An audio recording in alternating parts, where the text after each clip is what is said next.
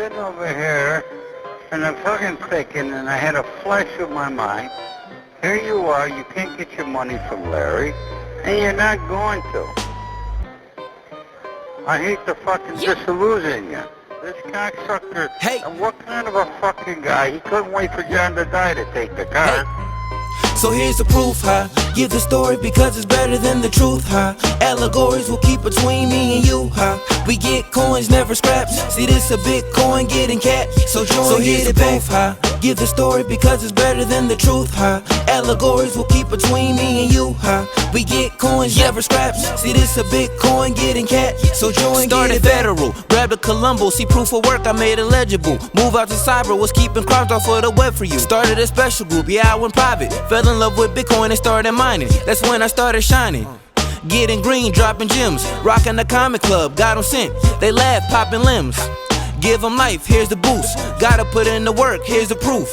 So here's the proof, huh? Give the story because it's better than the truth, huh? Allegories will keep between me and you, huh? We get coins, never scraps. See this a Bitcoin getting cat. So here's the proof, huh? Give the story because it's better than the truth, huh? Allegories will keep between me and you, huh? We get coins, never scraps. See this a Bitcoin getting cat. So join, get it back. Don't fucking talk to me next time! He's gonna kill me! Please! Oh, you worried about them, not us? He's gonna kill me!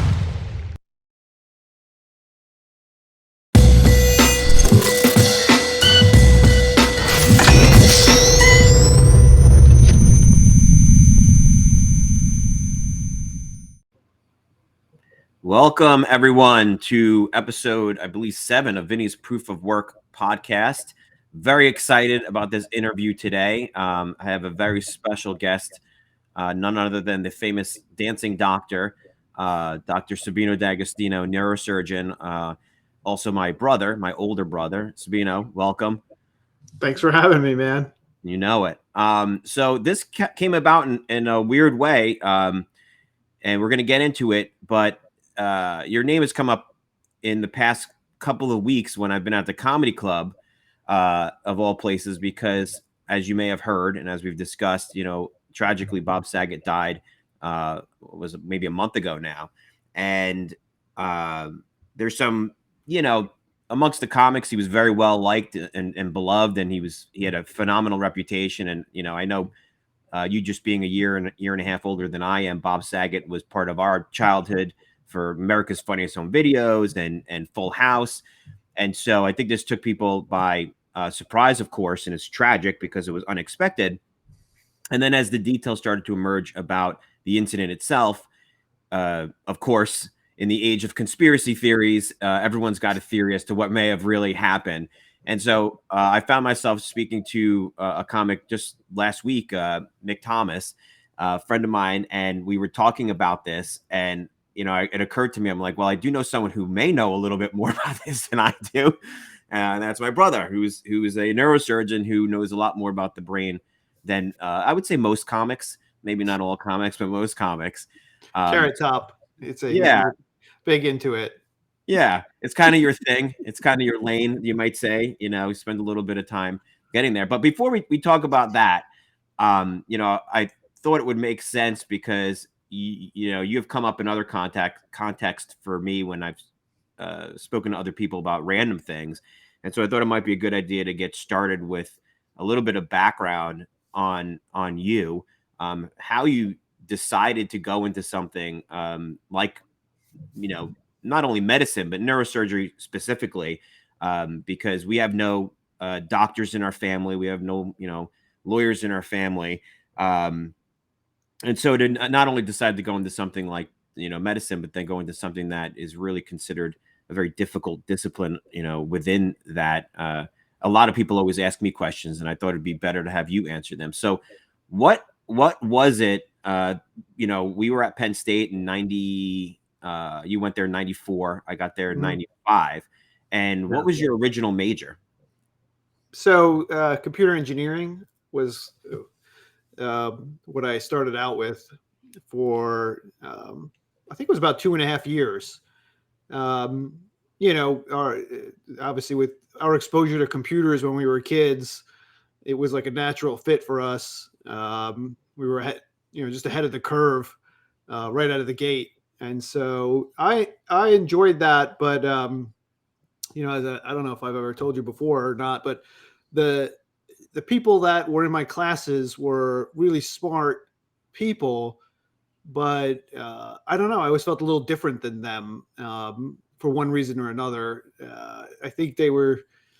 I don't know. You know, just it was something about the where they, I guess, wanted to be in, you know, in the future, maybe more like in a lab or, you know, programming in front of a computer. And I just felt like I wanted something a little different than that.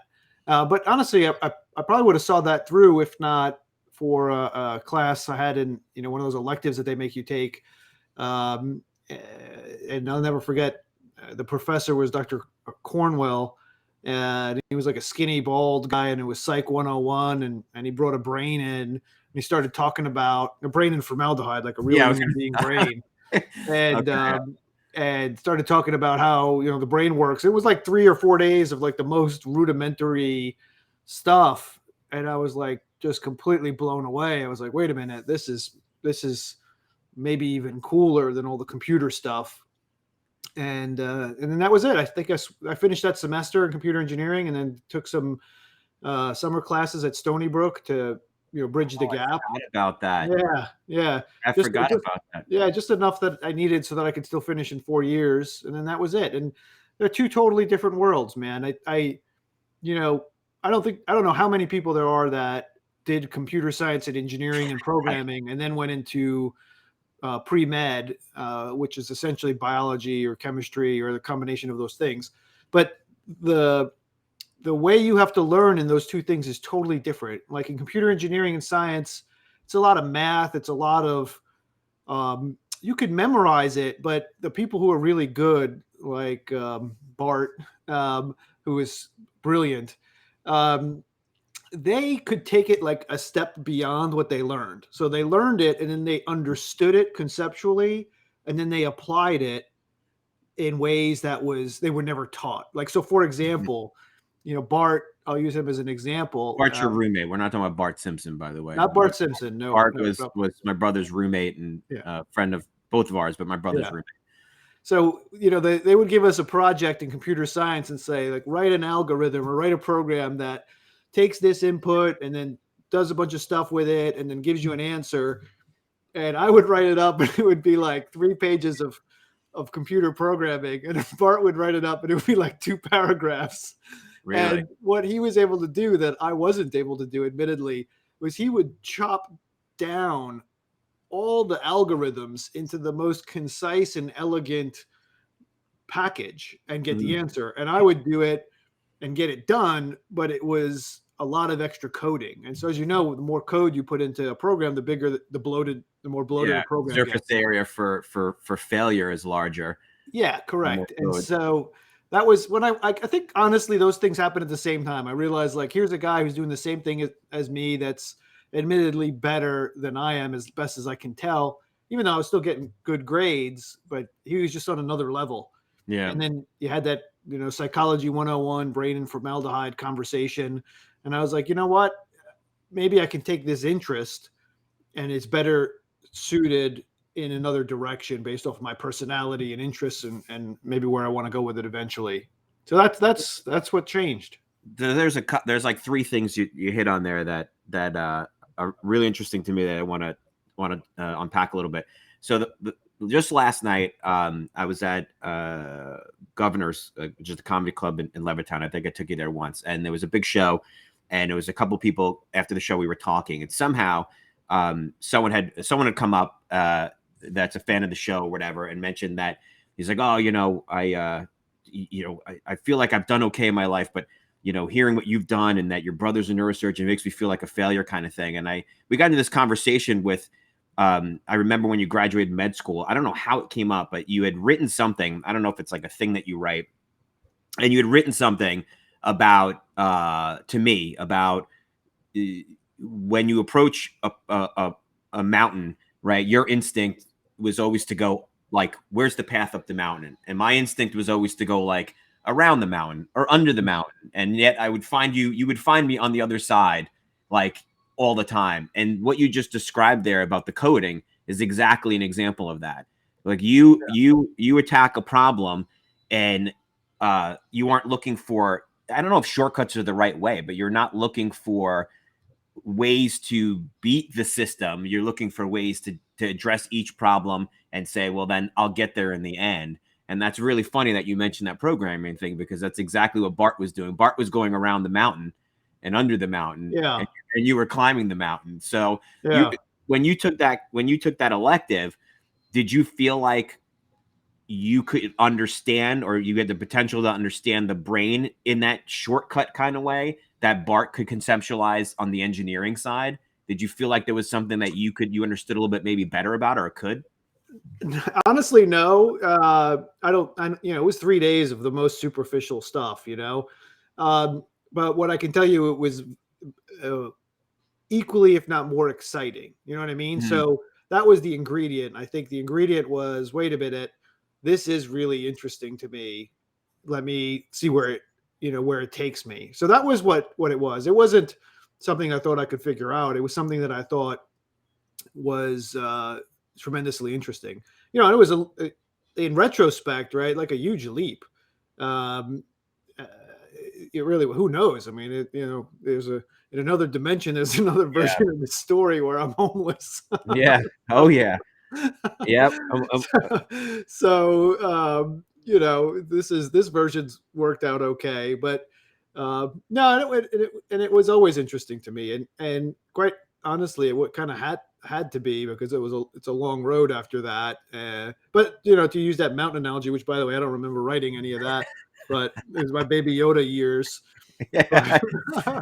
But it's true just the same, so that's never been an issue for me. Is the long road or the marathon has never been an issue for me. It's funny because I think about that all the time, and you know how I think about it, to draw yet another version of that is like when we used to work at IBM, right? Mm-hmm. My favorite time at the office was when everybody else went home. Mm-hmm. And it was because like you owned the place, like it was yours. Everybody else like left because they were just done, and you could, and not so much necessarily work harder or work longer, but work it without all the distractions. Yeah, exactly. I mean? Focus on it.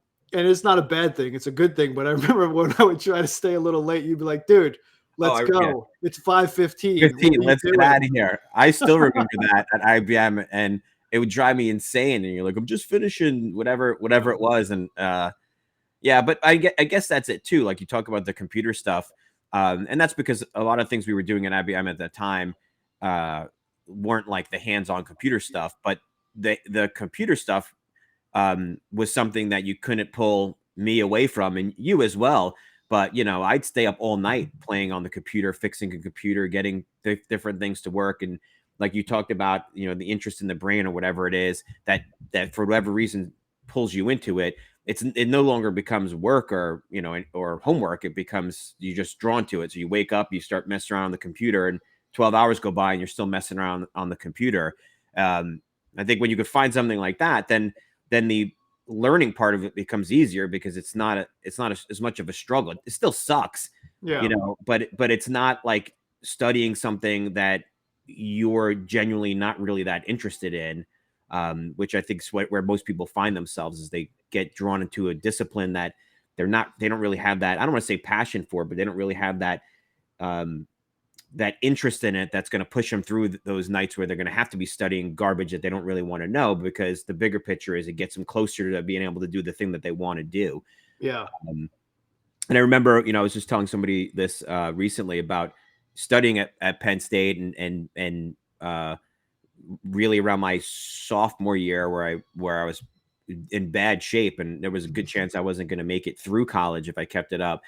And going with you to East Halls, and you were like, where are you studying? And I'm like, oh, the Hub, which is like the student union building, or in my apartment. And you're like, you're never going to get studying done. Like your roommates are bringing people in constantly. It's total distraction. And then us going up to East Halls to study and be like, oh, this is what studying's like. Or I go to the stacks in the library, which I think you also showed me. And I was like, oh, this is what real studying is. Not like fake studying where you're like, I've been studying for 8 hours and talking to people, but like actually, reading reading your what you're supposed to be doing and learning how to memorize it so you can take a test. But I remember when you told dad, mom and dad, but dad in particular, and about this change from electrical engineering. Dad was definitely confused. Dad wasn't really sure how to take it. Do you remember that conversation? So you said electrical, and there was that was a big part of it too. That was the computer engineering part. Computer engineering, I guess it's like it's electrical engineering, it's computer engineering, it's computer programming. No, I don't remember that. I don't remember telling dad. I do remember telling mom, which is hilarious because I don't know. I thought it was well received because who wouldn't want to hear that, especially since, what does computer engineering really mean to most people, when admittedly you hear doctor, you're like, whoa, that's an easy pill to swallow, I suppose. Yeah. Baked into it, it was always, some natural support, right? So that certainly helps. I'm sure if I'd changed to, something else that was, maybe not as likely to result in a decent lifestyle or income, probably would have been a lot less support, So yeah, I remember dad telling me because the thing was, it wasn't just you wanted to go to medical school potentially. The focus was on the brain. So I remember that was early on. At least that's my recollection. That you didn't really have an interest in being like any other kind of doctor is my point. No. So you're actually, so interesting. Yeah. I didn't want to be a doctor. I wanted to be a doctor of the brain. Right. And what's funny about that is even when I was in medical school, which most people probably don't realize, but when you go to medical school is like going to college. You learn everything, maybe it's even, well, it is like college in that you start out in medical school, first 2 years, very generic. Everybody gets the same exposure. And then in the second 2 years, kind of, again, like college, you kind of decide what you want to do. And then you work toward that so that when you finish the 4 years of medical school, you go into what's called a residency and you focus on what you want, the specific specialty that you want to do, whether it be family medicine, or neurosurgery. So medical school is very much like college. In the beginning, you can start out and sort of explore. And then the second 2 years, you really need to figure out what you want to do. But it was like in the third year, I sat down with this neurosurgeon in Philadelphia and he's like, so what do you want to do? And I was doing an elective, meaning I was just exploring neurosurgery as an option. And I said to him, well, I don't know if I want to be a neurologist or a neurosurgeon. And he says, how the hell do you not know if you want to be a neurologist or a neurosurgeon? And I remember looking at him like, I probably should have a really solid answer for that, but I don't, you know what I mean? And I guess really what I didn't realize is that those are two so tremendously different specialties, and the personalities generally of each of those specialties is very different. So, for him, for me to say that to him is kind of like saying, if you didn't know if you wanted to fly airplanes or drive submarines, you know what I mean? He'd be like, well, I think those are, different enough that you should have some sort of sense. Right. So after that, I kind of realized, or started to realize how different those two things were. What are the major differences? So, it's night and day. So neurology and neurosurgery both sort of focus around the brain and the spinal cord and the nerves, right? So that's the overlapping part. But neurologists deal basically with non-surgical diseases of the nervous system. So Alzheimer's, Parkinson's disease, peripheral neuropathy, multiple sclerosis would be a great example. Things that can be treated with medicines and other things, but don't require surgery. Gotcha. Those are things that you're going to see a neurologist for. And then things like brain tumor, fractures of the spine, traumas, bleeding in the head kind of stuff. Those are things that you're going to see a neurosurgeon for. So they're so different because there's a little bit of overlap, but the general acuity of the two specialties is so different. And, neurosurgery is like car accident, go in, do surgery right then and there, emergency stuff. Not all the time. We do elective spine surgery and stuff like that too. Whereas neurology is more like, let's get some imaging. Let's Right. do Like some someone has a tests, problem let's and you're figure this trying to figure out. it out. Right. Let's get the medicine. Let's adjust the dosages. It's more chronic rather than acute. So, it's so different that it's like exactly what he said. You couldn't be confused about which one you wanted to do because the lifestyle, the acuity, everything is so different that, generally you kind of have that figured out. So when did you realize, because it's the 4 years of medical school and then your residency is what, 7 years? Yeah. Right. So when did you realize this might be a mistake? when did you realize? Because I remember seeing you probably at the halfway mark. I came to visit you when you were down wherever, Texas, I forget. And you were like, yeah, I got to be honest, Vinny, if I knew it was going to be like this, I might not make this decision again. I don't, so I was the residency was 7 years in Charleston. Texas was after residency when I started practicing. Did you did come out to Texas? No, it was Charleston. It was Charleston. You were in that other house. Yeah. Yeah.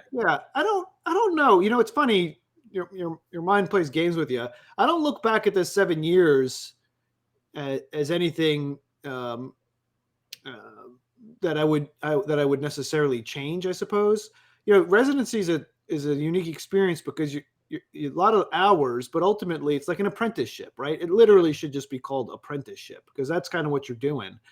And I don't know that there was definitely moments I think where you get, you just get super tired and super worn out, and maybe catching flack for things that aren't your creations, that kind of stuff. So the typical stuff that anybody in any job would, get tired of. But the stakes are different. I remember, you were working, I don't know how many hours a day. And the stakes are different because, yes, you screw up at another job, you're not dealing with people's health and potentially their lives. And so, mess ups like that could ruin your career before it even started. And you being the low man on the totem pole, I think that's something that would freak me out, being like, man, if this goes sideways, it's going to land on my lap because the guy who's been doing this for 20 years is probably going to figure out a way to not make it his problem. Yeah.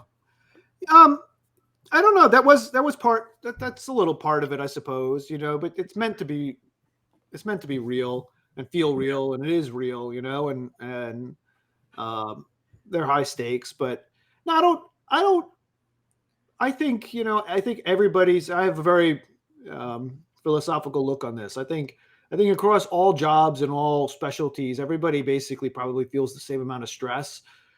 Almost no matter what you're doing, because think about it, like if it takes 1,000 units of stress for it to be noticeable for me, and somebody else, it takes 100 units of stress to be noticeable for them. Technically, we're both stressed. It's just, their stress is more about, something else, cleaning or restocking the shelves. And my stress is, more traumas and car accidents and stuff like that. So, I don't, no, I don't think, I don't remember looking back and necessarily thinking, this was any sort of bad choice or anything like that. I think there were definitely moments where it was super stressful and you get jealous of the other people going home at 5 o'clock and that kind of stuff. Because it's 4 years of college, then another 4 medical school, and then another 7. So people, I remember you were like frozen in time, during that period, meaning you're kind of not established yet because you're still in the process of getting there. And I remember one time we went down to Charleston and, you bought a bunch of fireworks and we snuck out to the beach. Yeah. And I'm like, if he blows his hands up tonight, while we're on the beach, he's got like a ton of student loans. He can't do what he's going to do. And so I didn't, I still didn't stop you because there was some good fireworks that were blowing up that night. But I remember it crossing my mind, like, maybe you should let me light this one, because it's different than if, God forbid, that were to happen to you now. Yeah. That's way different than it happened to you in your last 2 years of residency, where, there's no there's no coming back from that. You still owe that money. So that's that's a super interesting side conversation, maybe for another day. But that whole, I don't know if I'm allowed to refer to it by name, but that neurosurgeon a couple of years ago that is part of that podcast and has the show. I don't know if you've watched it or not. The Dr. Death. Have you heard about that? I don't think so. Oh, so it's you need to check it out. There's a very good, I don't know if it's a podcast or exactly. And then there's actually a mini series about it. And it's, I won't go too far into it, but basically in a nutshell, the reason I thought of that is there should be a means, this is my own personal opinion, for people that get into medical school or get into residencies and realize that it's not for them, or their mentors realize that they're not going to be able to do this or do it well, for them to get out from under all that debt and pursue another career. And I think that that would be a solution to that unfortunate situation where somebody has to see it through, even though it's not for them, just to be able to pay back that debt. Yeah. Does that make sense? Yeah. It sounds just like a marriage. There should be a way to get out of it. There should be some sort of way that you go, this marriage isn't for me, but I don't want to lose everything.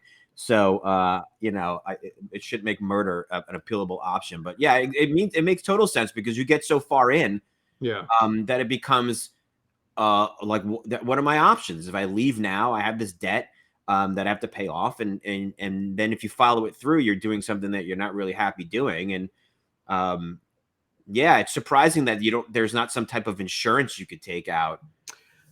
Yeah, but I wonder if there is. But that was the gist of this podcast. So what, did he start killing people? What's that? What did he start killing people? Is Dr. Death? So at some point, what is he just like, I don't care about my student loans, I'm gonna start murdering my patients? Like, no, basically, and I guess the guy's in jail now, so it's been decided. But it was the first, I think, the first time that a doctor was held like legally. I don't want to say. I guess basically, I guess it was murder. Was it something to that effect? Like held to some standard that he had such a poor track record that they. I do know this doctor story. Yeah. It was on. I didn't see it through what you're describing. I saw it through like one of those other programs that do stories on. He had done a bunch of surgeries, and a lot of people were dying under his care. Yeah. And then they actually charged him criminally, which was what was novel about it. Correct. Like normally that's a civil action, a malpractice action. And they were like, no, this was so egregious that, what was he, cosmetic surgery? No, he was a neurosurgeon. Was neurosurgeon? Okay. Yeah. Yeah. And they went through all his records of like how many deaths he had. And I'm gonna have to watch it again. But I remember a few years ago seeing this on a YouTube channel I was watching. Yeah. And so that's a situation potentially where you got to ask yourself, if that guy could have pulled the ripcord and got out, would he have? I mean, probably not. But it could have been also a scenario where potentially his mentors might have said, hey, this is not for you.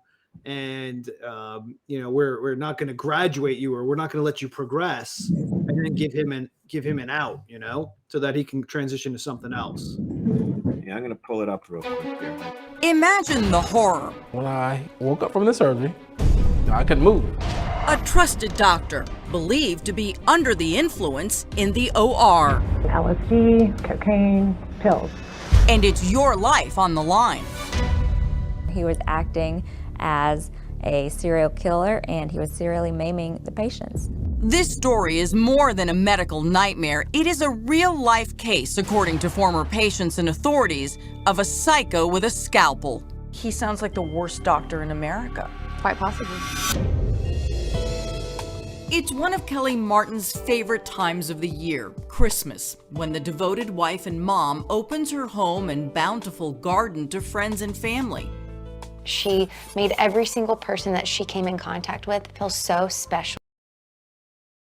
Let me get rid of that. Is that the one? Oh, you're muted. Hang on a second. Oh, It's super interesting. I would definitely recommend the podcast or there's a mini series on NBC. I think that does a pretty good job. Anyway, I only mentioned that because of what you were saying about people maybe getting into it and realizing that they can't get out. And the truth might be you might say the same thing about law school, anything where there is you're going to know somebody in every class, right? That you're like, I definitely don't want to be part of that guy's practice. You know what I mean? Yep. And so, and it's, it's just the way it is. So that podcast, that guy's situation is what made me think about that. Yeah, no, I think that happens, and the bigger the stakes and the more of an investment, like I said, I was half joking, but it's a relationship. And the longer you're in a relationship, the harder it is to get out of a relationship. And so for a lot of different reasons, people's expectations of you, the thing that people thought you were going to be, and now they're committed to that. And switching that up has all sorts of, impact on what your life maybe was supposed to play out to be. And now you're like, I don't want to do it anymore. And now everyone's like, well, what do you mean? You were talking around mom, for mom and dad, that's always going to be a tough conversation if you decide to say, I'm halfway through medical school or I'm halfway through law school and suddenly decided I don't want to do that anymore. So, I totally get that. Hang on one second. Yeah. Okay. So moving along to what sparked this whole thing, let me close this window, was that you were talking about the difference between neurology and neurosurgery. And so kind of falls right in line with the accident the accident that Bob Saget had. So I'm going to play a clip here.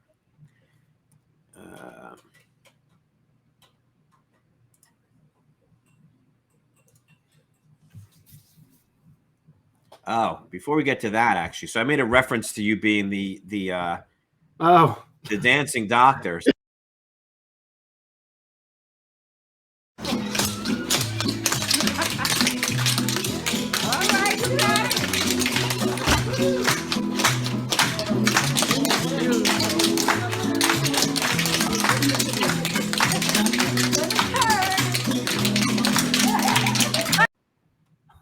Please explain.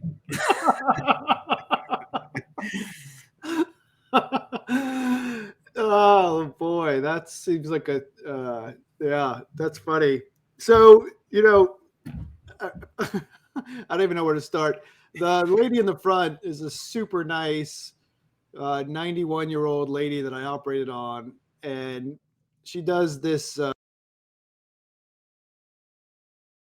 it's part of her life. She teaches it. She's part of her class, and she had an issue in her back, and I helped her with surgery, and she got back to dancing. And I guess when she was fully healed, they came to the hospital, and that's the lobby of the hospital. So I thought I was walking into like a photo shoot. Instead, I walked into like a dancing session, and so I was 100% winging it as best I could. But people were like, "Oh, you're really good." And I'm like, "Well, if you just look close enough, you could see I'm about a half beat behind everybody else." Yeah. But it was super nice, and quite honestly, that's that's the best feeling in the whole world is knowing that somebody's like out of commission, legitimately out of commission, and then you do something that is super easy for you to do, and it just gets their life back. And what was her issue? Because I cut your mic there for a second when you were explaining it. What was her issue? How did she come to you? Yeah, basically just a leg pain, herniated disc, and sciatica. Yeah. And so big deal, a real win for her. for sure. And a sweet lady, super nice. Yeah, that video ended up going viral. It got like, how many views did it end up getting? I think, boy, I don't want to lie, but I feel like across all social media, it was millions. I forget now, but it was millions. I want to say just shy of 10 million or right around 10 million if you added up like Facebook and all the other sources. Yeah, it was a big deal. Like people were calling me up. Actually, it was on Good Day Today or Good Morning America or something like that. That's where I saw it originally. Somebody called me and they were like, "Oh my God, I just saw you on Good Morning America," and that was like the best part was that was not the intent. You know what I mean? There was a marketing person from the hospital there, but it wasn't at all meant to get the attention that it got. You know, but I think it was it was a feel good story and. So for people that don't know you too, what's funny is watching this is you're not one to put yourself out there in this kind of way. No, like I'll go on stage and embarrass myself, and so that's what's so funny about it is I know inside this was probably the most stressful thing for you, you know, doing this dance for 2 minutes straight. It was, and then they interviewed me right afterwards, and I was short of breath. They're like, "How do you think you did?" And I go, "Marginal at best." And I was like, "Oh my God, if they use that out of context, I'm going to feel horrible." But even looking at it right now, when I look at myself dancing, I think more Disney animatronics than yeah. Like, no, if that wasn't me and I wasn't there, and you showed me that, I'd be like, "That's totally an animatronic robot." And he's like mimicking. He's from Boston Laboratories, and the robot's mimicking human behavior, just enough to maybe pass for human. Now, you know, we're not dancers, neither of us. So that's what's so funny is like that to do that. There are probably 100 things you'd rather do than dance publicly that are, you know, for most people 1,000 times harder. But oh yeah, in the lobby in a hospital, impromptu, no practice, not even knowing what's coming. I mean, it was, you know, but you know, it's like you're celebrating her happiness. You know what I mean? So you're going to go with it because she's there as a way of saying thank you for getting me back to doing this. You know what I mean? So that's that's a meaningful moment for everybody. Oh yeah. Yeah, that's a big deal. Losing something that you love and then being able to get it back. Yeah. You know, it's a pretty incredible thing to have happen to you, to be like, oh, I may not dance again, and then being able to do that. Yeah. That's another thing that I remember you mentioning, you know, the differences between, you know, brain and spinal surgery, and just the number of spine surgeries you do as compared to brain surgeries, or just in this country. Right? In other words, is this true that more people are in need of spinal surgery than brain surgery, just because of the chronic issues you mentioned before that we suffer from that affect the spine? Yeah, I think that's probably true. I don't know the exact numbers, but I'm sure if you added up every single spine surgery and added up every single brain surgery, it'd probably be at least 5 to 1, if not more than that. But just because it's more common to have a spine problem than it would be to have a brain problem. Yeah. Yep. Well, God knows I was some of you listening might know I like threw my back out a few months ago, and I couldn't imagine living like that. And it just turned out I threw my lumbar. Yeah. But it wasn't spinal related, but that pain was like unbearable. I couldn't imagine living life with that kind of pain.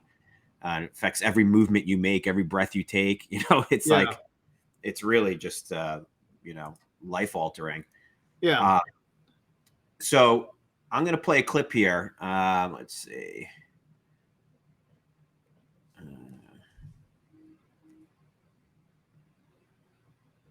Okay, so I'll play this. Was found.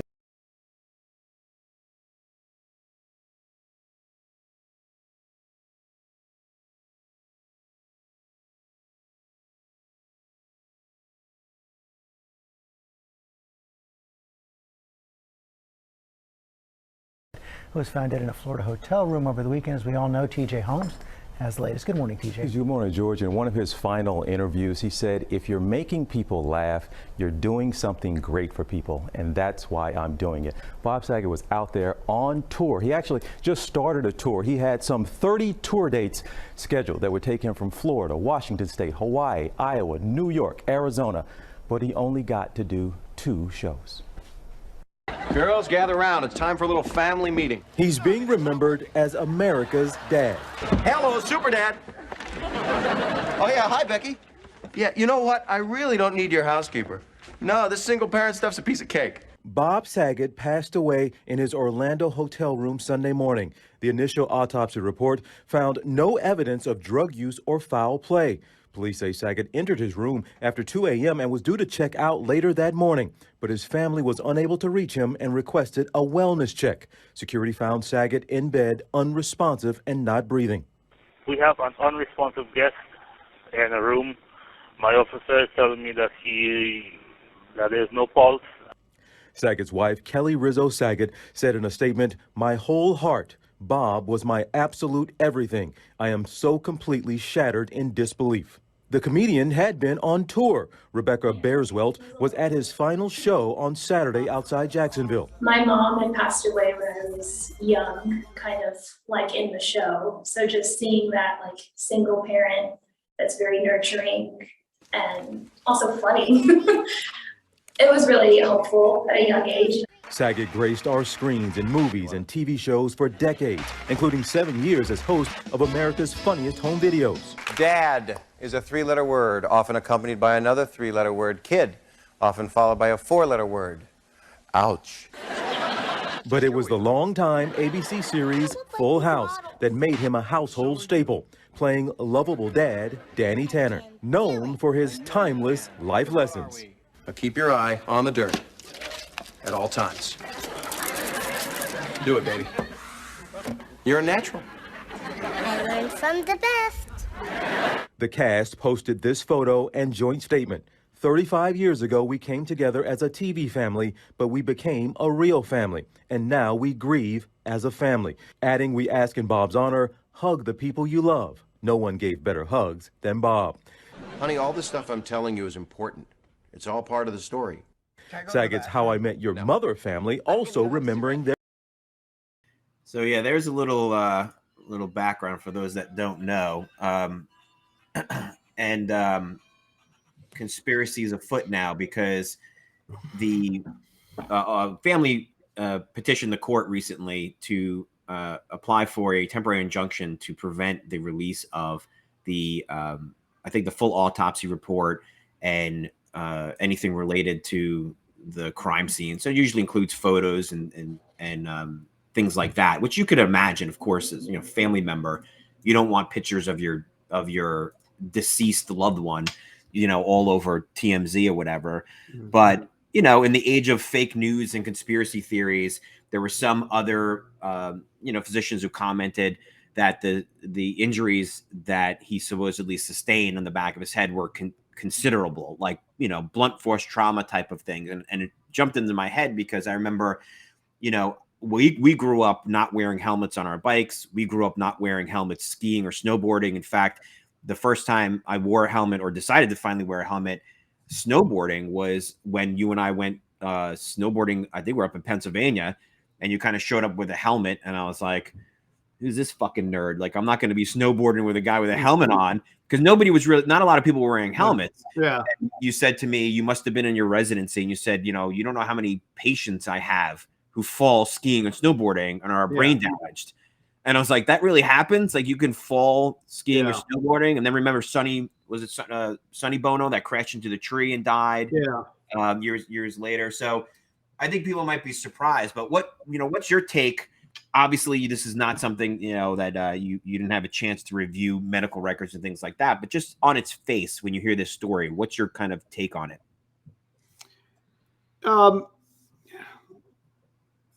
It's interesting because I think for people who do what I do, and we see this day in and day out,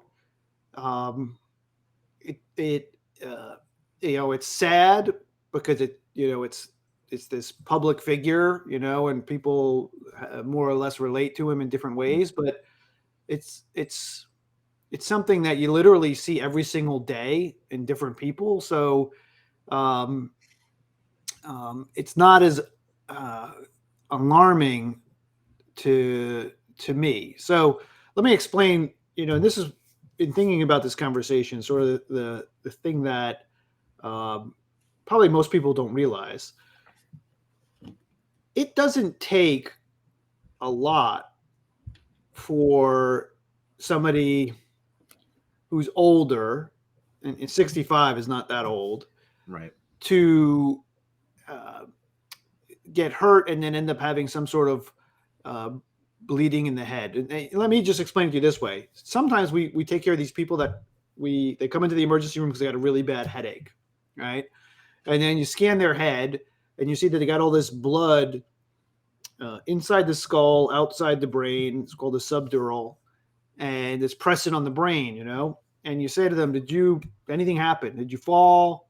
You know, car accident? And a lot of times they'll say, no, nothing that I can think of. And I remember one guy was like, I don't know, I banged my head on a cabinet 3 weeks ago. And he's like, maybe that was it. I don't know. Mm-hmm. And so I think that most people, when they think about bleeding in the head, they're thinking like car accidents, assault, falling down the stairs. But there are different kinds of scenarios where it can be a fall from standing is certainly more than enough. And a little bit of bad luck and misfortune is more than enough. And the other thing that, nobody knows that is part of the conversation is, was he on blood thinners? So if somebody, this is a general conversation, he just kind of sort of his situation is kind of highlighting something that is super common and we see every day. It's just in the news again, because of a public figure. But, people that are on blood thinners, if they cut themselves shaving or if they cut themselves in the yard, they're going to bleed more. And the same thing is true in the head. So if they have a little bit of a cut or a bruise or a blood vessel that's torn, and in most normal people not on blood thinners, it would bleed a little bit and stop. In them, it doesn't. It bleeds a little bit more, bleeds a little bit more. And that's where you get that delay. That's where, you fall, you get up, you feel good, you go to sleep, and then, it gets worse. And if you're lucky, you wake up and then go to the ER and they figure out you got this huge hemorrhage, and then you probably need surgery. So what would be something you'd be on blood thinners for? What's like a common Oh my God. heart issue? Nowadays, yeah. So like irregular heart rhythm, like AFib, would probably be one of the number one things, or a history of blood clots. Like sometimes people have blood clots as part of their history, or they had some surgery in the past and they got a blood clot. Now they have to be on blood thinners for a period of time. So, man, being on blood thinners is also super common. And blood thinners include things like aspirin. There's a lot of people that take aspirin for pain, or down here they take, what's called BC powder or Goody powder. That's a blood thinner. So, fish oil, blood thinner. So people take fish oil as a sort of dietary supplement, and it 100% will thin your blood to some capacity. So, there's blood thinners that people take that are prescribed, and then there's things that people take that are over the counter, or the same impact herbal, and it has sort of similar consequences. Yeah, that's interesting. And so I was, when I first heard about this and somebody said, hey, do you think there's more to it? I look at it from a different perspective. I look at it, from a criminal investigations perspective. So what would have to have happened in order for this to be criminal, and then for the people to get away with it, for the conspiracy to exist? What conditions would have to be met? In other words, if somebody goes out in the woods and two people go out in the woods, one person comes back, the conditions that need to exist in order for someone to get away with murder are a lot different and typically a lot easier than getting away with a homicide in a big hotel with cameras and witnesses and everything, that you have to consider. And so there was another news article that I saw where, there was obviously video of him coming into the hotel and seemed fine. He didn't seem disoriented. He was taking pictures with people, shaking hands. He went up to the room. Now, for there to be someone else in that room, there's going to be recordings of this other person, whether they were there before, whether they came in after. You're not going to be able to get through a hotel, without there being, 10 cameras that are going to catch you on your way into that hotel and leaving that hotel room once that potential crime is committed. So right out of the gate, it seemed a little bit far-fetched to me because the conspiracy, like you're talking about, people at the hotel would have to destroy CCTV recordings. You'd have to have security people pretend they didn't see things that they definitely saw. The police department showing up would have to be involved in it. So it gets to be a stretch. But then something like this comes up, and I'll play this for you because this is just, again, kind of weird. Let's go to... I don't know if you've seen this. Absolutely love movies as well.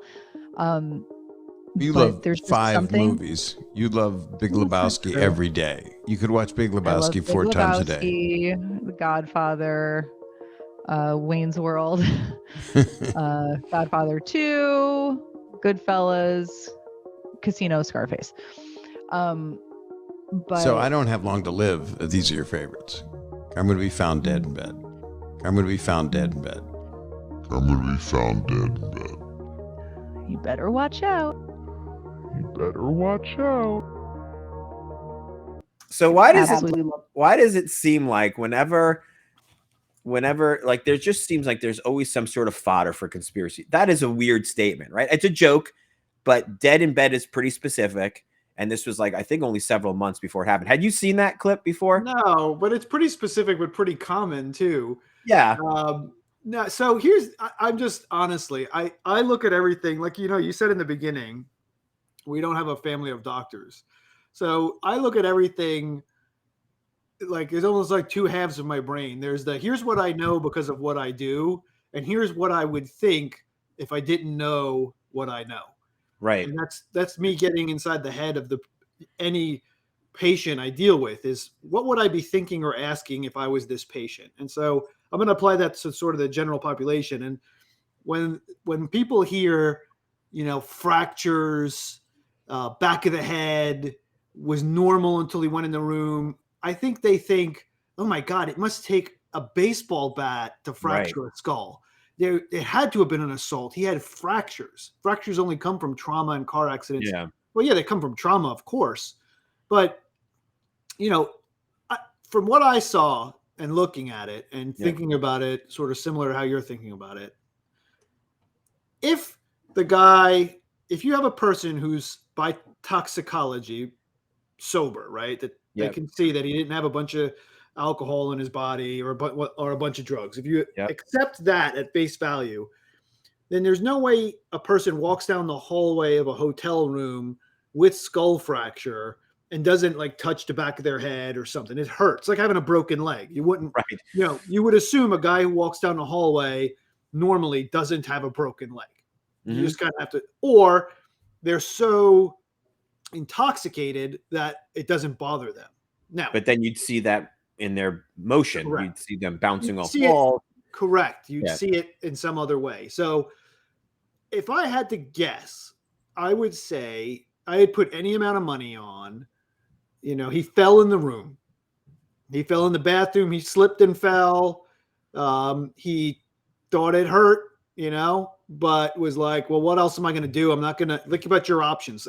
Think about the million times you fell. Do you go to the ER because you think you might have bleeding in your head? No. You're like, okay, I feel okay. I did a little self-assessment, and then, then he goes to bed. The part to me that would have been different is if that had happened. Let's say it was the morning and he woke up. Yeah. So same exact event. He wakes up, goes in the bathroom, slips, falls on the floor, bangs his head, shakes it off, takes a shower, gets dressed. But now, when it becomes a problem, it's the middle of the day. And so he's talking to somebody, and then he starts to appear to have a stroke, if you will. Right. And then that person calls the EMS. EMS picks him up, takes him to the hospital. They scan his head. They take him to the OR. They save his life. So this is a timing story. Timing, right. If I had to bet. I don't know for sure, but the only thing that I know you're going to bring up in a second, the only thing that you respect this because you just have to, but you wonder why, it is like the autopsy result. You know what I mean? And that might be just the family's decision for no reason. Maybe they think that there's going to be more. It'll fuel the fire. Maybe. Yeah, maybe there's something in there that then people are going to be like, again, for similar reasons, be like, well, why did he have a heart problem? Was it from some, right? It doesn't matter. Yeah. And so you have to wonder in retrospect, did they, was it better for them to block it, or would it have been better for them to just let it float out there? Like, who cares? And life goes on. And I don't know what's in there, but as far as you, like you said, thinking about it criminally, or what makes the most sense, with the video that they already have, apparently, I think something happened in the room, and I don't think it was like, somebody was hiding in the closet and got out on the stairwell. I think, knowing what I know and knowing common things being common, because I know how common that is, it's probably more likely that he fell in some way and didn't think anything of it. And this is where my brain immediately goes. And this is why, and this is the value of why we have transparency in these reports. When a homicide happens, people say, well, whose business is it to, well, the problem is that you don't want the government, just anytime something happens, there's no access to this information. And you're like, the government just told us it was a slip and fall. Well, no, there should be transparency. It's why we have courtrooms that are open to the public. It's why people can go in and observe these things happening, because you don't want to let these things operate in darkness where you're just taking someone else's word for it. So I get that part of it. The need for that is important. The judge weighs that. The judge has to make that balance in deciding. And like I said, I believe it's a temporary injunction at this point. I don't know if it's permanent. I didn't read anything that it was permanent. I would like to see the autopsy report revealed. I could understand the crime scene photos has no real value, arguably, to the public.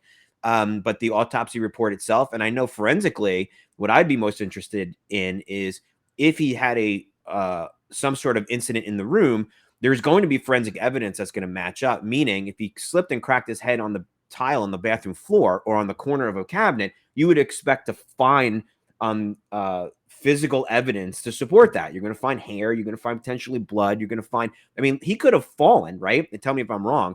And he could have knocked himself out and not realized he'd been sitting there for 20 minutes, got up disoriented because he's concussed now, and goes into bed thinking nothing because his brain is not functioning properly at that point.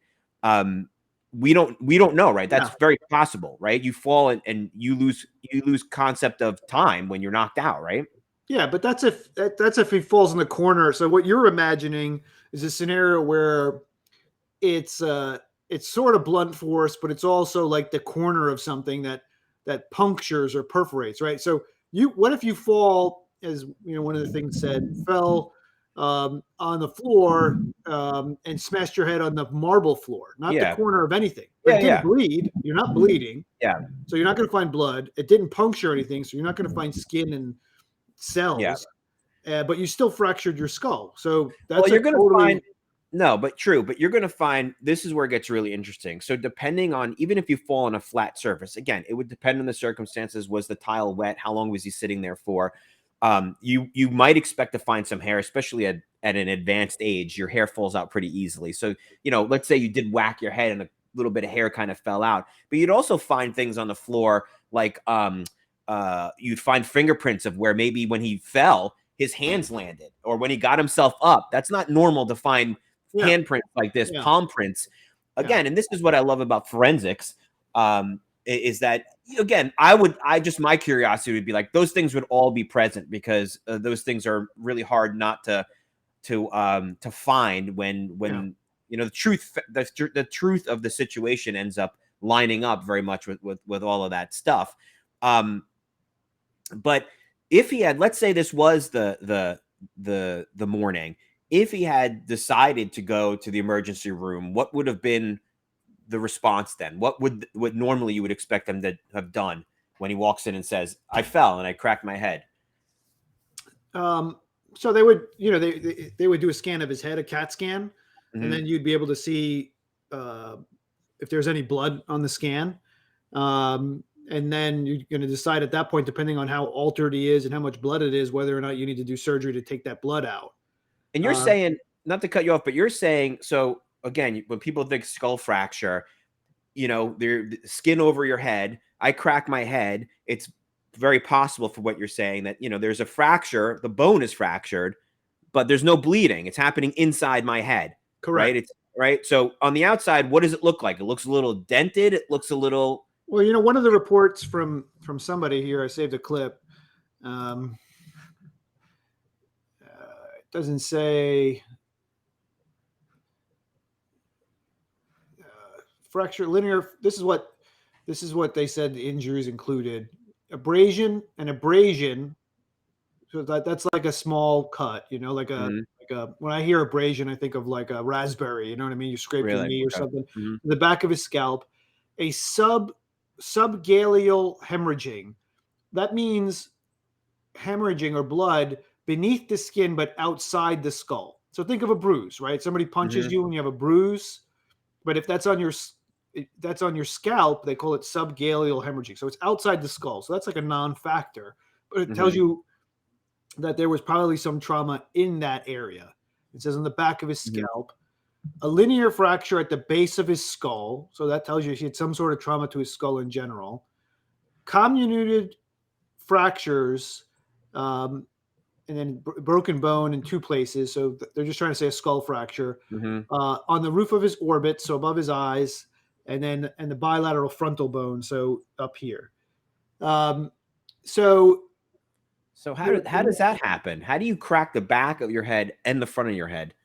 Yeah, because it's basically when you get hit in the head, it takes a certain amount of energy and puts it into your tissues, including your skull.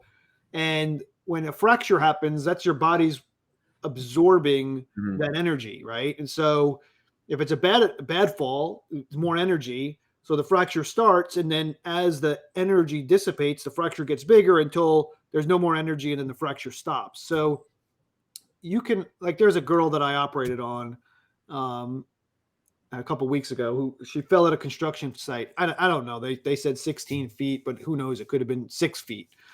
But she fell into a concrete slab, and she was 18 or so.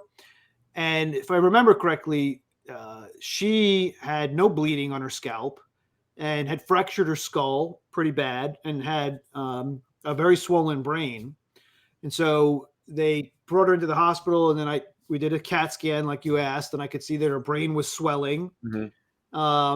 And I saw the fracture, but I took her to the operating room because she was altered, which basically means we have to do something, because doing nothing is getting us nowhere.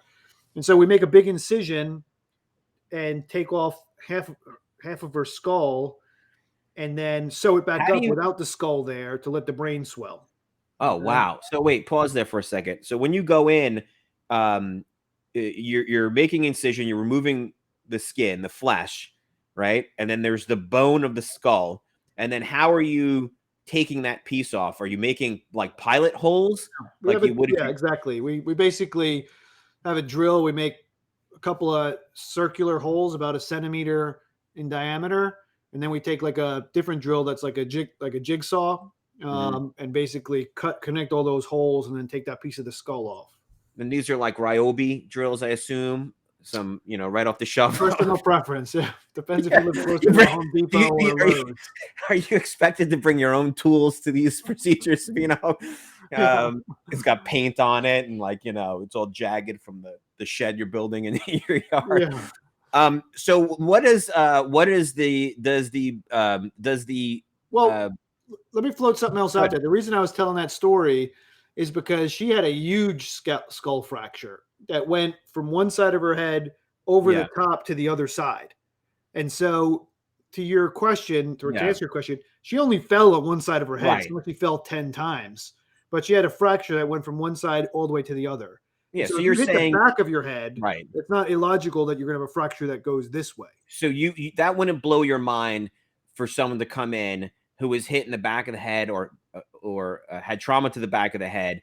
And if they had fractures in their orbital socket, that doesn't blow your mind. That's like, well, it could have just been it goes to the force of the trauma that as you said, the energy as it dispersed through the skull basically ended where the orbital socket is and caused those fractures. The skull fractures tell you that there was a lot of energy in the fall. That's what it tells you. Like you can fall 1,000 different ways, and depending on what you hit and how you absorb that fall is how much energy is going to be imparted on your body. So for example, All right, you ready? Here's another question. Here's another way to think about it. You'll like this.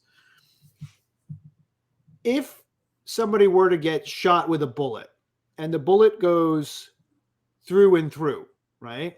Versus somebody gets shot with the same bullet and it gets lodged in their body. Yeah. Which person absorbed more energy? Yeah, totally. The person through with and the bullet through in is their the body. the through and through is the best case scenario. Yeah. The fact that it stopped in your body on an organ is bad. Yeah. And so when you fall and you smash your head and you come out of that with a subgaleal hematoma, so a swollen scalp, and you come out of that with skull fractures in multiple places that go from the back to the front, it tells you that there was a lot of energy. Like if I was making this into a movie that would do it justice, he would literally, it would be a straight up slip and fall, Off leg his spin right feet. out from under you, smash on the back of your head, Jeez. like a totally discoordinated, out of nowhere slip and fall. Yeah. Not a you tripped rolling kind of thing, because again, the way energy works, right? If you're moving horizontally, you're dissipating energy vertically and horizontally, whereas if you go straight down, it's all vertical 100%. And and again, I don't know how tall he was, but I can give you a million examples. I've taken care of people that have tripped on the curb and come into the emergency room completely paraplegic and quadriplegic. Wow. From tripping on a curb while walking. And so the other ingredient in all of this that people need to recognize is what you take out of a trauma has a lot to do with what you took into it. Okay. So picture you're at a mall, there's an old lady walking and she's holding hands with her granddaughter. They both trip on the same thing. They both fall on the floor. Everything's the same. The old lady has a broken hip and the young girl has nothing. Nothing. Yeah. Well, same fall, same surface, same everything. What's the difference? Well, the old lady went into the fall with osteoporosis. She's got weak bone. So same trauma, different result. So the result of any trauma has a lot to do with what you go into it with and circumstance and, stuff of that nature. But if you want to just make it purely apples to apples, you have to think of it that way. And so to draw an analogy here, I don't know if he was on blood thinners. Yeah. I don't know how hard the fall was. I don't know if he had a situation in his head that might have made him higher risk to these kinds of problems. Like as we age, our brain shrinks. And so there's a gap between the skull and the brain. And what happens is the veins get stretched. So it's like when you're young, your brain is pressed against the inside of your skull. And so when you fall, it barely moves. But as you get older, your brain shrinks. And so now it's like the styrofoam isn't fitting around the brain anymore. It's like you package something, but now there's a gap between the outside of the box and the packaging. And so that thing's going to move around more. And so when older folks fall, the brain shakes, you tear one of those delicate veins and it bleeds and it bleeds and it bleeds. And for some people, if you're lucky, it stops. And then for other people, it just continues. And there's all sorts of different scenarios. How often do you find somebody who's come in at one point for a different thing? You do a CT or MRI or whatever, and you see, you had a brain bleed. Like when there's a bleed and it stops, how long does that persist that you can see it? Is it weeks, months, years later? You can be like, at some point you had like a brain bleed, or does the body get rid of that? Yeah. So believe it or not, so many interesting things. I mean, it all depends on where the problem is in the brain. So you could have a very small bleed that causes such enormous consequences that it happened. You can also have a very large bleed that causes no consequences and you don't even know you had it. Okay. So think about that. So if you took a pea-sized hemorrhage and put it in a part of your brain called the thalamus, you would possibly be completely paralyzed on one side of your body. But if you took a tangerine-sized hemorrhage and put it in somebody's frontal lobe, they might not even notice it. Wow. Because it doesn't control a thing that is so obviously evident on the outside. Your frontal lobe is more like thought and stuff. So, you probably would notice it if you were talking to a mathematician, But if you were Yeah. talking to a regular, ordinary Yeah. person, they might not even notice it. And then Right, your body would right. just Wow. reabsorb it, and then you get a scan at some point later on, and they'd say, "Did you know you had a stroke?" And you'd be like, "I didn't know. I had no idea." Sadly, no one else noticed either. And That's sadly, no one else noticed either. Exactly. yeah. So You know, that's I was- that's why, like, thinking about this, I think through the eyes of like normal non-medical person, you can easily understand how confusing it can be and also suspicious, like, so you're Yeah. telling me I had bleeding in my brain and you don't know when it happened? No, I don't know when it happened. And I Yeah. didn't know when it happened? No, Right. you might not have Sounds known when it happened. outrageous. It's hard but to it's believe, not. but and so I say to people all the time, like, usually when they have a stroke, which is sometimes a stroke is a hemorrhage in the brain, and sometimes it's a clogging of a blood vessel. But like everybody knows somebody who had a stroke and got better, but that was either in a different location or a much smaller stroke. In other words, we all know people that got into. I always say this, and it's probably a bad analogy, but I'm like, that's like comparing car accidents. I know somebody who was in a car accident and the did fine. facts are- I know somebody who's in a car accident and died. Are car accidents good or bad? Well, it all depends, right? And so the same thing is true with traumas and hemorrhages. There's so much that goes into whether it's of consequence or not that that you can't compare them in a general sense. Yeah. They're almost always just a sort of individual thing. Yep. And then that's true, of a lot of things that, we're talking, whether you're talking about lawsuits or cyber breaches, people say, well, what should I do if we get this? It's like, well, it's so fact specific. I can't give you an intelligent answer on what a response would look like, because there's a million questions I would have that you'd have to answer for me to be able to give you something that was useful at all. Otherwise, I'm just giving you, generic guidance. When people say, oh, so-and-so, my friend got arrested, my cousin got arrested. Should he take a plea? I'm like, it depends. Like, I mean, maybe, yeah. Well, they say they got this evidence on. I'm like, yeah, that's the whole thing. Like, you need to have a better understanding of what the actual case looks like. And so, yeah, to genericize that is difficult. Going back to the, the idea of, so you're cutting into someone's head, you're taking out a portion of the skull. Out of curiosity, the pilot holes that you make, or even when you're cutting the skull itself, does that give off any kind of distinct odor, like the smell of bone? It has to burn, right? It's creating that friction. Are you seeing smoke? Yeah, you can see a little bit of smoke, but you irrigate so that doesn't happen. Who's irrigating? A nurse is there actually? Yeah, like a nurse or your assistant. I would say there's definitely a distinct smell because like the bone dust gets in the air, which sounds right. kind of, So what is it? What is it comparable to? I mean, if there is, I know it's not going to be exact, but what we're talking like bacon, egg, and cheese sandwich. No. It doesn't smell the same, but I would describe it sort of analogous to when you cut wood. The smell of cutting through wood or drilling wood. You get that smell in the air. It's sort of like that, but it doesn't smell like that. But it's a similar concept, I guess. Right. And are there times when the person has to actually be awake for this? So those awake surgeries is not anything that I do. This is interesting. So usually stuff you're going to find at university level programs. They do that for a lot of different reasons. But the most common would be if somebody had a mass or a brain tumor in the part of the brain that controlled speech. Yep. And you were trying to take it out. You would use that person being awake as a way to make sure you didn't get into any part of the brain that affected speech. So you could just sort of stimulate it and make sure that didn't affect them, and then you could take out that part. And so you're just taking sort of baby steps.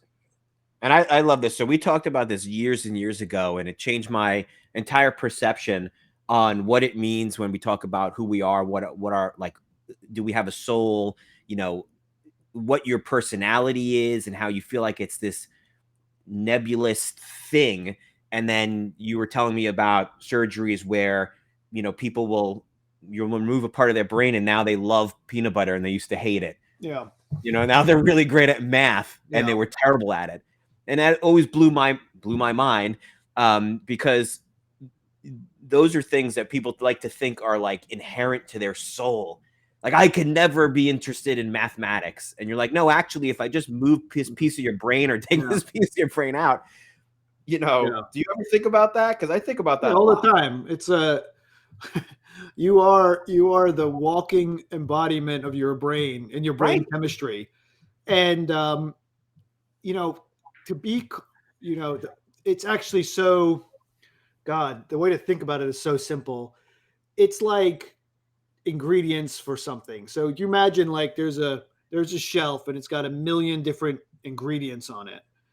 And you're going to mix a couple hundred of those together and get something. And sometimes that something is going to taste great. Those are like your highly productive, good people. Yeah. And then sometimes you're going to mix 200 things together and it's going to taste horrible. But so that's sort of the genetic part of it. Yeah. Then you have the other part, which is the environmental part. So you mix 200 things together, right, and it should come out really good, except environmentally, you put it in the oven for too long. Yeah. And now it tastes horrible. So you had the right ingredients, but you baked it wrong. That's your childhood, right? Yep. And so those two things are related. Now, in some circumstances, the ingredients are so bad that no matter what the environment is, no matter what you get in your childhood, you're never going to get past that. You know what I mean? So literally, that's us, and that's why it's a whole different philosophical conversation. But back to the beginning of the conversation, I also really loved philosophy, and they talked about Descartes and the ghost in the machine, and which was supposed to be your soul, and all these things that they thought then when they didn't have any understanding. But now you see how altering brain chemistry, with medicines can change a person's personality, and I mean we just take it all for granted. But you're anxious and you take an anxiety medicine, and now you're not anxious. There's nothing magical there. That medicine's going into your brain and going to the part of your brain that controls anxiety and shutting it down for as long as it can until the medicine wears off. Then your anxiety comes back. Mm-hmm. I mean, that's one thing. Then you have, depression, and you have all sorts of other things.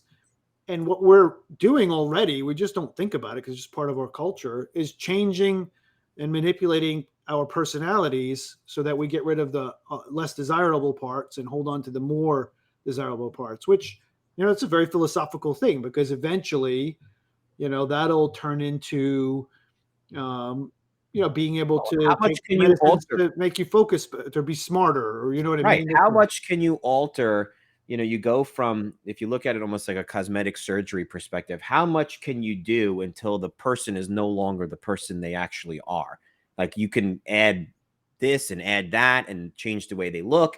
And eventually you're like, I don't recognize that person anymore, and to draw the analogy to medications, if we've developed medications that can alter people in a way that makes them different, wholly different than they were born with, forget anxiety. I'm talking about someone's born and they have zero sense of humor, and they just want that. So now we could take a pill that stimulates a portion of the brain that stimulates and encourages creativity. And now the person suddenly, whatever.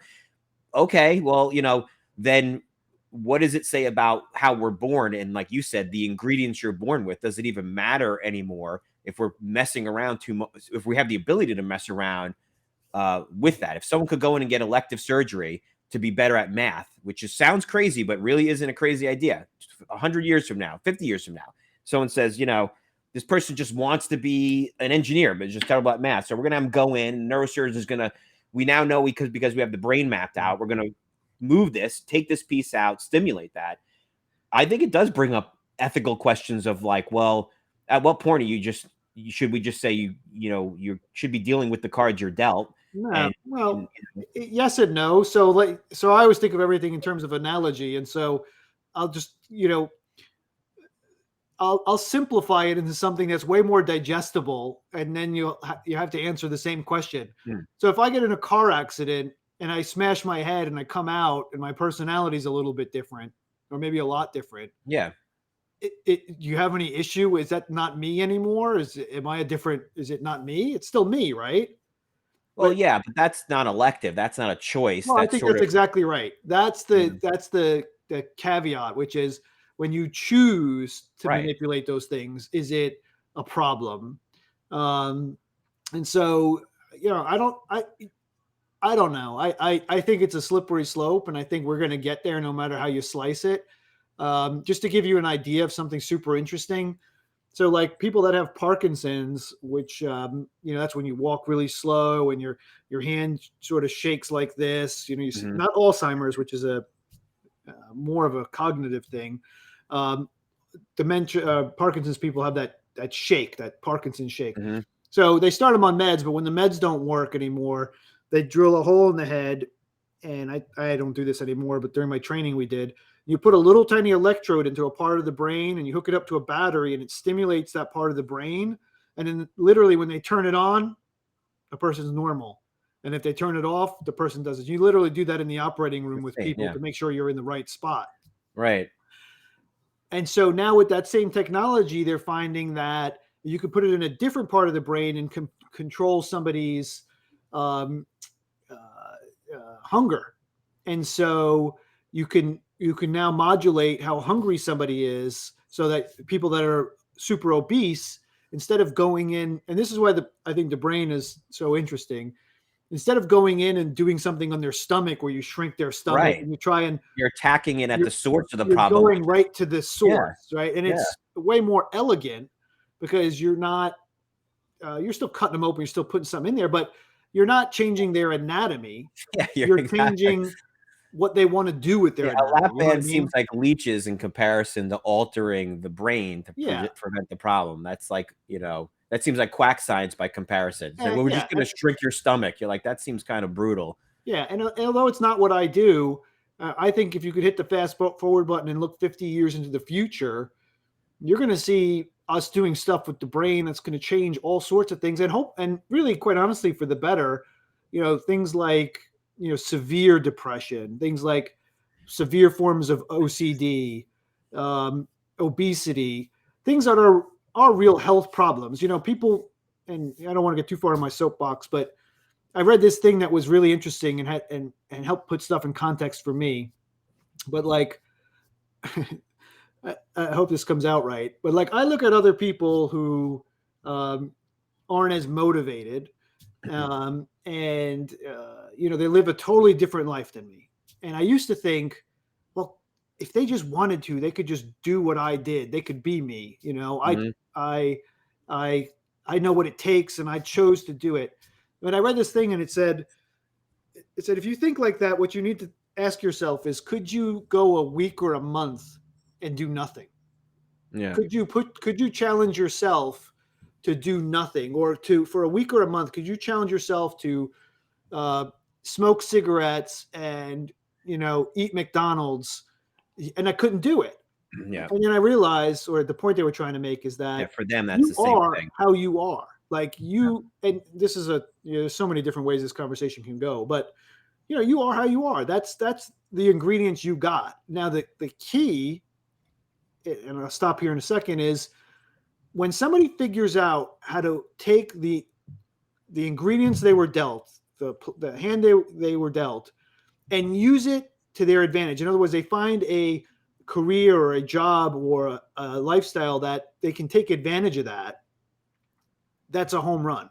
And so if you look at, like, you and I are completely different in, like, you're a night person, I'm a morning person. I go to bed at 8:30 and I wake up at 4:15.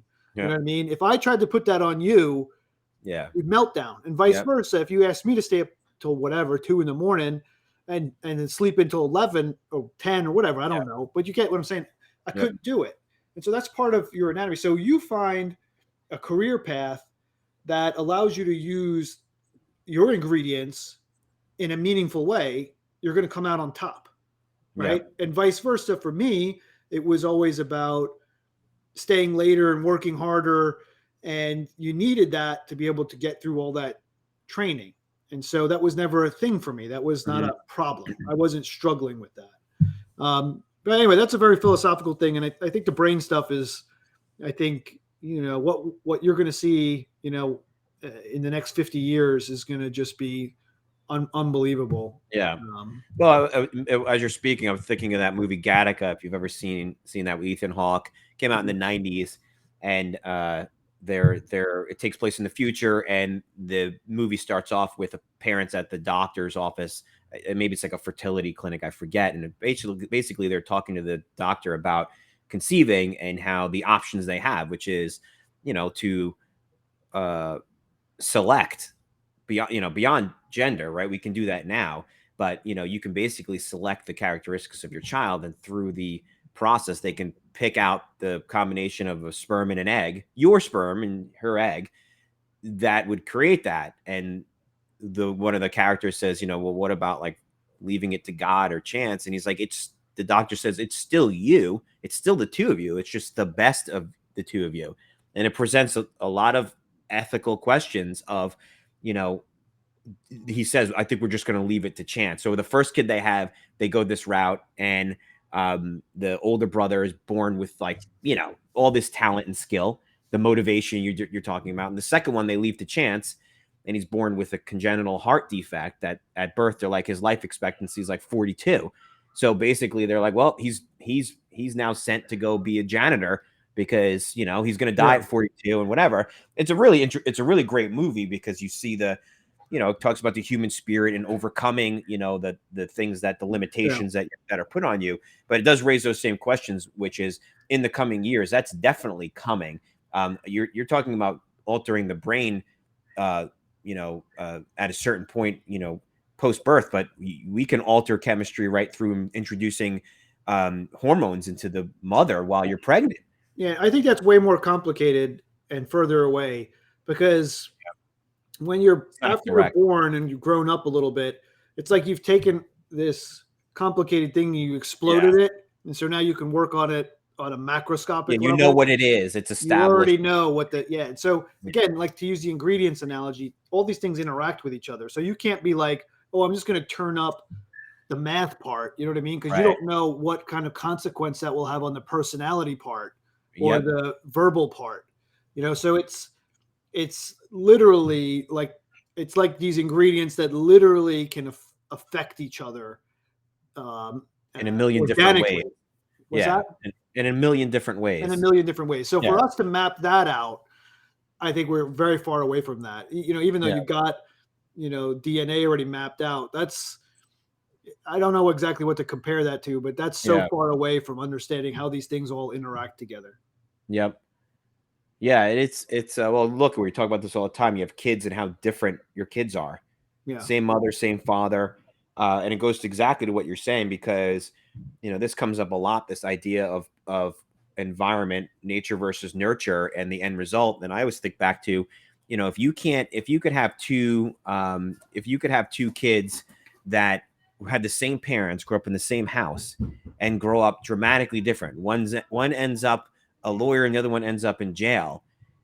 How can we expect to provide an environment to like the world generally and expect the same results? There's just too many variables that go into that. Meaning you could give two people who have the same genetics, the same opportunities, and they can grow up wildly different. Now try to take someone from this house and take someone who lives 4 states away or 4 continents away and say, well, we would just give them the same thing and they'd all turn. It's like, no, it's unfortunately that environmental aspect of it, the nurture part of it does play a huge role. You mentioned this right at the beginning of the conversation. I know we have to wrap up because we're going long and you have stuff to do.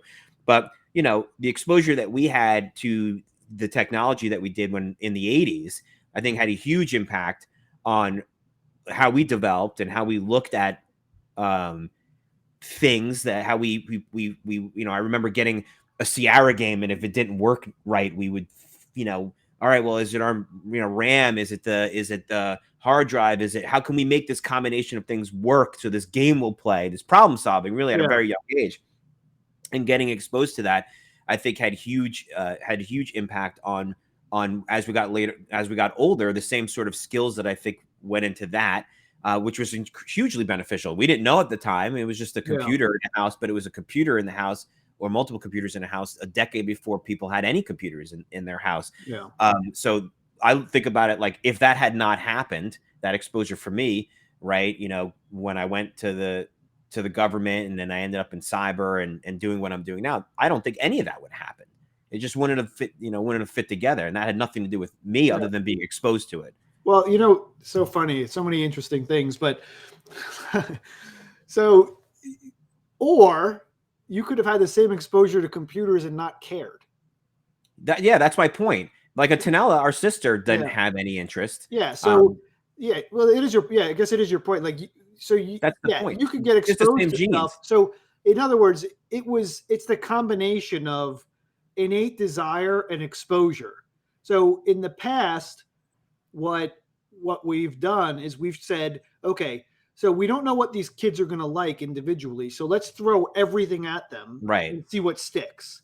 But where I think it's going to go, especially with AR and VR and AI, is customized individual learning. Like somebody's going to profile you and be like, okay, we're not waking this kid up at 7 o'clock in the morning and trying to teach him. He's going to wake up, whatever his biological clock says. Then he's going to log in. He's going to put his headset on. He's going to have an interactive experience, and he's going to learn way better than he ever would have if you tried to shoehorn him into something that doesn't work for him.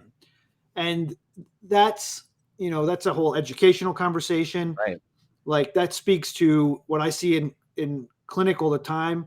You have 65-year-olds that look 80 and you have 65-year-olds that look 40.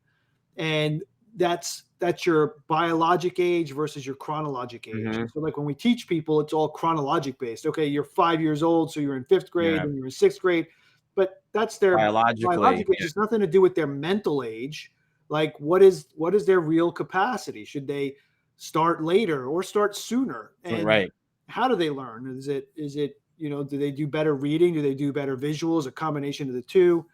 So this stuff's all related, and I feel like the way to make people better on average is to sort of deliver a more customized experience to people. But then you have to figure out like how to identify what they'll need and what that is, right? You have, people, this comes up a lot. You during school, your school experience is very different than mine. I was getting into trouble very often, and it was something that people will say to me, "Oh, I don't believe it. You're an intelligent person." It had nothing to do with it. It had nothing to do with it. It was how I learned. I couldn't learn in certain environments where you went in and you sat there and the teacher talked and it was just like, here's the instructions, follow them. But in classes where it would stimulate me intellectually more, like classes like social studies, for example. And when I finally got to college and started taking law classes, that was easy for me because that was geared towards how I like to learn. I like to learn by being, challenged intellectually on something, and then everything clicks in for me. But when you look at how close I came to not getting through that experience because there was no customization. You talked about the electives. That was one of the things I wanted to unpack when you mentioned originally. It blows my mind that you're like the poster child for these electives, because an elective for you changed the whole course of your life. For me, my electives almost changed the course of my life to where I was going to drop out of college because I couldn't deal with biology. How could I be so good at constitutional law where A+ teacher's assistant and so bad at biology, the same student, right? And here I am where if I would have left and dropped out, then none of the other things would have happened. Law school wouldn't have happened. The FBI wouldn't have happened. And people would have said, well, he just didn't put his nose to the grindstone. Yeah. Meanwhile, no, it wasn't about that. It was identifying.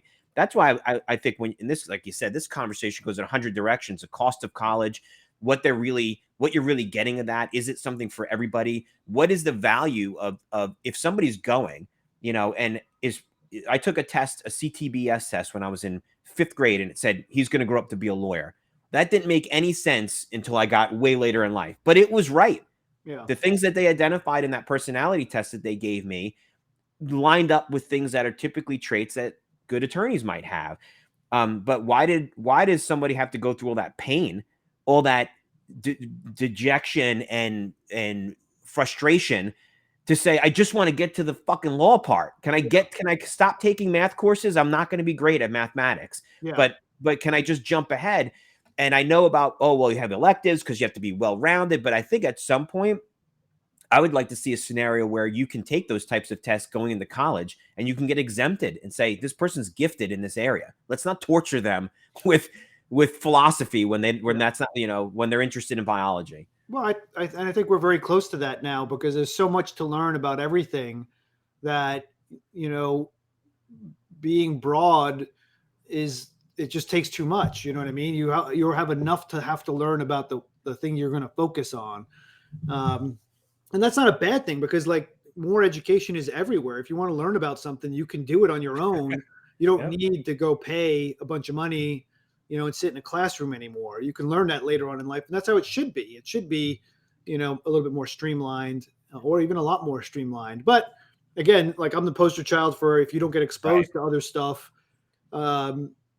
So I don't know what I don't know what the answer is. We'll, hopefully it just continues to evolve, I suppose. But I don't think the answer is making everybody the same. I think the opposite is probably true. Whereas, if you made everybody the same deliberately, you wouldn't get those outlier, amazing human beings that we've had historically. You know what I mean? Exactly. And so you really might not know what the full human potential is.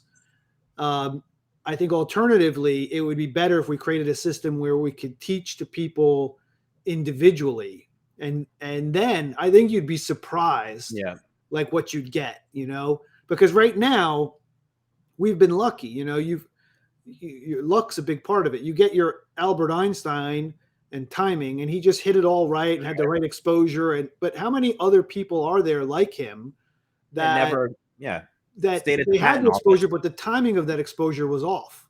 So it's not that, or they didn't have the exposure. But I'm saying, even if you had the same exposure, but the timing was off, and if it just been delayed 2 years, one way or the other, that kid would have been hitting every milestone in sync. Yep. So that's something I think that we need to figure out, if it's even possible. Well, even Einstein, like if you ever look up like some of the letters that Einstein wrote to other scientists back in the 40s, and you're like, my God, like I remember one letter he wrote, he was trying to get an answer from another scientist doing an experiment on another continent that was really important in relation to, I think, the theory of relativity. And then like a war broke out in that continent, and he didn't get an answer for like 9 months.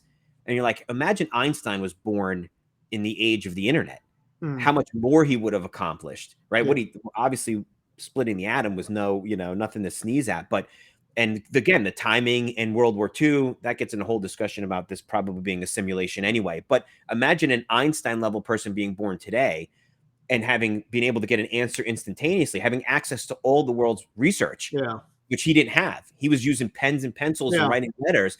That would be incredibly frustrating. And the things we missed out on technologically that he would have discovered, makes you wonder, like, how many people are born at the wrong time period. And I mean, it goes back to, was De Niro was like a taxi driver, and how many other people out there with that acting ability remain taxi drivers just because they weren't discovered. And there was a whole body of work they would have created, and blah blah blah.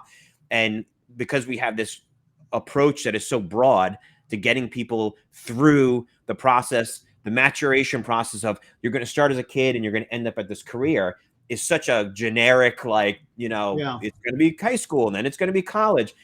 How many people fall through the cracks like that and, would have maybe done something different. Then you have the Elon Musks and the other people who, again, through timing, opted out of those environments and then go on to do really amazing things, but could have been born 20 years earlier and never had that opportunity because the technology just didn't exist to be, to talk about, missions to Mars, just, nothing that was even attainable. So it's something that as as Samara's getting older and closer to college, she's so hell-bent on law school. I think about that all the time. Like, the track that she's going to take, getting committed to that too early, taking those electives. You might find you went into going thinking in law school and you get exposed to biology. Now you want to do something else or whatever it may be. But it's I think one thing we can agree on was Bob Saget was murdered, is what you're saying, unequivocally.